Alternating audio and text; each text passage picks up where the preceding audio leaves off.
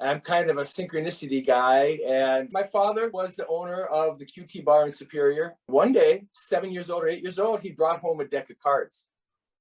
This deck.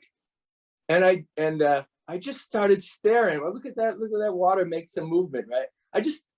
For hours, I would stare, Stephen, into this blue water and this red canoe. And I just, as a kid, 7, 8 years old, it's 1974, 73,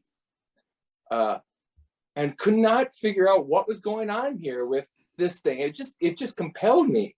These pictures and the artists who made these things, and there's just something that still has a huge appeal to me. And one of the segues, Crystal does a lot with, the spiritual side. She's kind of a mystical person, and I guess I've been thinking that this blue water and this image was really the start of my own mystical element that I have. I really credit it to that as a child, just staring into that blue and just letting my eyes just kind of wander.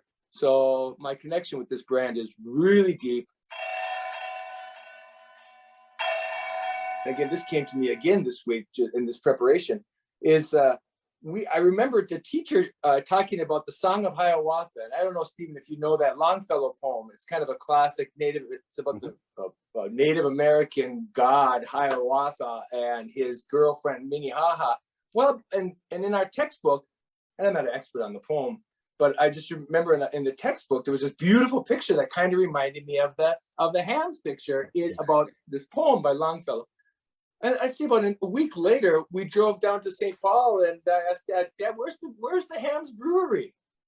And he said, oh, it's on Minnehaha Avenue. I'm like, no, that can't be true. It's on Minnehaha. So that sealed it for me, that there was some, ancient, I don't know if there's an ancient energy, but something that someone thought of in the brewery, Stephen, and said, this is our path. We're going to be doing this water thing. And then I think they just took it to a very, if I may say, in my spin, a very spiritual level.